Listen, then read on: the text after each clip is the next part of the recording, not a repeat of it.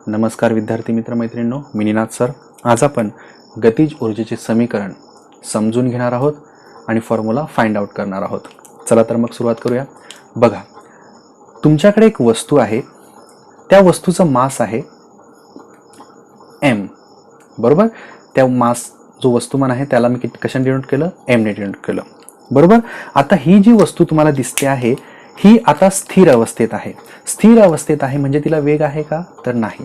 आपण जे इनिशियल वेग असतो, सुरुवातीचा वेग असतो, त्याला आपण यू ने डिनोट करतो आणि ही वस्तू कुठेही हलत नाहीये, स्थिर अवस्थेत आहे. म्हणजे हिचा वेग किती असेल? 0. म्हणजे इथं इनिशियल वेग किती असेल? 0. त्यानंतर मी या वस्तूवर फोर्स अप्लाय केला, F, बल अप्लाय केलं आणि बल अप्लाय केल्यामुळे ही वस्तू इथनं मूव्ह झाली, म्हणजे ती हलली, तिला गती प्राप्त झाली, बरोबर. आता गती प्राप्त झालेली आहे, मग हिला काहीतरी अंतिम गती असेल, अंतिम वेग असेल, बरोबर. हा u म्हणजे सुरुवातीचा वेग आणि म्हणजेच आरंभीचा वेग आणि एक अंतिम वेग असेल. तो अंतिम वेग आपण कशात डिनोट करत असतो? v ने, बरोबर. म्हणजे ह्या वस्तूचा अंतिम वेग किती? v. इथपर्यंत लक्षात. त्यानंतर जेव्हा आपण ही वस्तू गतिमान अवस्थेत तिला आणतो आहे, म्हणजे तिच्यावर फोर्स अप्लाय करतोय, म्हणजे इथे त्वरण निर्माण होतंय आणि ते त्वरण आपण कशाने डिनोट करतोय? a ने, बरोबर. कळलं तुम्हाला? m वस्तुमान असलेली एक वस्तू होती, तिच्यावर मी फोर्स अप्लाय केला.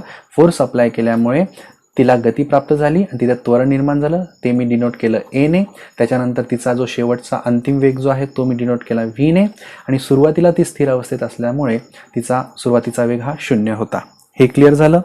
बघा, त्यानंतर ती इथून इथे गेलेली आहे, बरोबर. म्हणजे सुरुवातीच्या स्थितीपासून अंतिम स्थितीपर्यंत जाताना तिला काहीतरी कालावधी, काहीतरी वेळ लागलाय, तो आपण डिनोट केला t ने. इथपर्यंत लक्षात आलं? त्यानंतर ह्या वस्तूचं इथून तर इथपर्यंत ती हललेली आहे, म्हणजे तिचं काय झालंय? विस्थापन झाले आणि विस्थापन आपण कशाने दाखवतो? s ने. तुम्हाला इथल्या सगळ्या गोष्टी कळल्या असतील, आय होप. बघा, इथे कालावधी लागला, तो आपण दाखवला t ने, बरोबर. ह्या वस्तूचं वस्तुमान m ने, फोर्स अप्लाय केला F ने, जो सुरुवातीचा वेग होता तो u, इथे त्वरण निर्माण झालं म्हणजे ते a, अंतिम वेग जो होता तो v आणि इथून ते इथे विस्थापन झाले ते मी डिनोट केलं s ने. ठीक आहे. आता जे तुम्हाला मी सांगितलं की ही वस्तू एका ठिकाणाहून दुसऱ्या ठिकाणी गेलेली, म्हणजे तिचं विस्थापन झालेलं आहे, म्हणून या वस्तूवर काय घडलेलं आहे? कार्य घडलेलं आहे. आता तेच कार्य आता आपल्याला शोधायचं आहे, म्हणजे वर्क तिथं घडलेलं आहे, हा वर्क डनच आपल्याला शोधायचा आहे. ठीक आहे. आपल्याकडे कार्याचं सूत्र आहे W बरोबर F इंटू S. ठीक आहे. हे मी तुम्हाला शिकवलेलं आहे, याला मी A म्हणतो, बरोबर. त्यानंतर न्यूटनच्या दुसऱ्या नियमामध्ये आपल्याला एक फॉर्म्युला मिळतो. तो काय मिळतो? F बरोबर ma. आता आपण काय करणार आहे विद्यार्थी मित्र मैत्रिणींनो? वर्क हा जो W आहे याच्यात आपण F ची किंमत शोधणार आहोत आणि S ची किंमत शोधणार आहोत, बरोबर. आता F ची किंमत शोधण्यासाठी आपल्याकडे फॉर्म्युला आहे F बरोबर ma, जो मी तुम्हाला ऑलरेडी शिकवला आहे. बल बरोबर मास इंटू ऍक्सेलरेशन, म्हणजे वस्तुमान गुणिले त्वरण, याला मी 1 म्हणतो, बरोबर. त्यानंतर इथे मी तुम्हाला न्यूटनचं गतिविषयक समीकरण पण सांगितलेलं आहे. आता आपल्याला न्यूटनच्या गतिविषयक दुसरा समीकरण जे आहे ते इथे आपण त्याचा वापर करणार आहोत. तर बघा काय आहे न्यूटनच्या गतिविषयक दुसरं समीकरण? S बरोबर ut प्लस 1/2 at स्क्वेअर.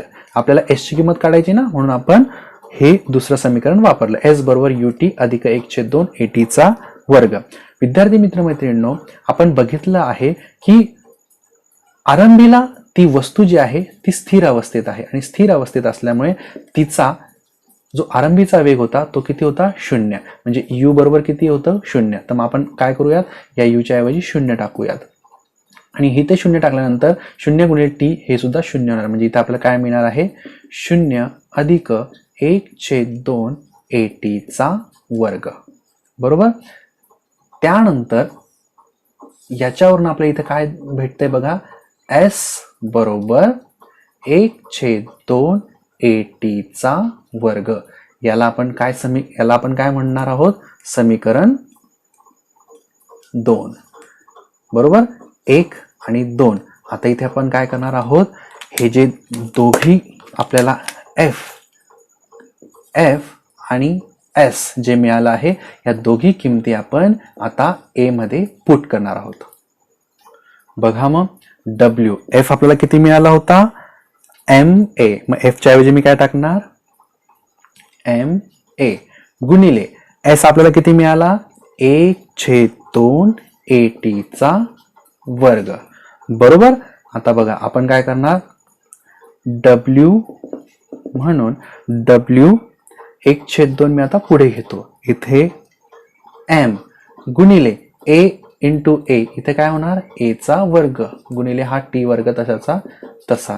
तर आता ए वर्ग आहे टी वर्ग आहे, या दोघांना मी एकत्र एका कंसात लिहू शकतो. म्हणजे मी कसं लिहिणार, 1/2 एम आणि हे एका कंसात लिहून टाकतो, AT होल ब्रॅकेट स्क्वेअर पूर्ण कंसाचा वर्ग.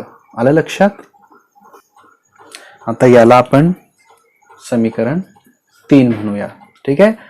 आशा करतो की मी जसं जसं लिहितोय तसं तुम्ही लिहत असाल, कारण स्क्रीन छोटी असल्यामुळे मला आधीच्या काही गोष्टी पुसाव्या लागत आहेत. ठीक आहे. याला समीकरण मी 3 म्हटलं. आतापर्यंत जे सांगितलं हे तुम्हाला कळलं असेल. आता इथे न्यूटनच्या गतीविषयक पहिल्या समीकरणाची एंट्री होते आहे. बरोबर. पहिलं समीकरण काय आहे, व्ही बरोबर यू प्लस AT. आपण का हे समीकरण घेत आहोत, कारण आपल्याला ह्या समीकरणावरनं आपल्याला जे मिळालं आहे ना, बघा काय मिळालं आपल्याला, बघा डब्ल्यू बरोबर 1/2 MAT ब्रॅकेट स्क्वेअर. बरोबर. हे मिळाले आहे, या कंसाचा वर्ग मिळालाय आपल्याला. ह्या समीकरणावरनं AT ची किंमत मिळणार आहे. त्यामुळे आपण न्यूटनच्या गतीविषयक पहिल्या समीकरणाचा इथे वापर करत आहोत. हे लक्षात आलं तुम्हाला. चला तर मग AT वर्गाची किंमत कशी मिळते आपण बघूयात. काय सांगितलं तुम्हाला, आपण न्यूटनच्या गतीविषयक पहिल्या समीकरणाचा वापर करत आहोत. व्ही बरोबर यू प्लस AT. बरोबर. म्हणून व्ही इनिशियल वेग किती आहे, आरंभीचा वेग किती आहे, यू किती, 0, म्हणजे इथे आपण लिहिणार 0 बरोबर AT. बरोबर. त्यानंतर मग इथे आपल्याला काय मिळालं, व्ही बरोबर AT. हे बघा मिळतंय आपल्याला. तिथे काय पाहिजे त्या समीकरणामध्ये, असं पाहिजे ना, कंसाचा वर्ग पाहिजे. तर आपण इथे काय करणार, इथे दोघं बाजूंना आपण काय करणार, वर्ग करून टाकणार. या दोघं बाजूंना आपण वर्ग करणार. मग इथे काय मिळालं मला, व्ही वर्ग बरोबर AT ब्रॅकेट स्क्वेअर, येथे लक्षात, होल ब्रॅकेट स्क्वेअर कंसाचा वर्ग. आता आपण काय करणार आहोत, मिळालेला आहे ही किंमत आपण कुठे टाकणार आहे, आपल्या तिसऱ्या समीकरणामध्ये. तर बघा आपण ते तिसऱ्या समीकरणात टाकल्यावर काय होतं, डब्ल्यू बरोबर 1/2 MAT वर्ग. बरोबर. आता AT च्या ऐवजी काय मिळालं आपल्याला, व्ही वर्ग. मग आपण इथे फक्त व्ही वर्ग टाकून देऊ. डब्ल्यू बरोबर 1/2 M, याच्याऐवजी व्ही वर्ग आपल्याला मिळाला. आपल्याला माहिती आहे एखाद्या बलाने एक वस्तू S अंतरातून विस्थापित करण्यासाठी केलेलं कार्य म्हणजेच त्या वस्तूने मिळवलेली गतिज ऊर्जा होय. म्हणजे आपण इथे म्हणू शकतो वस्तूवर झालेलं कार्य किती, तर जितकी गतिज ऊर्जा आहे.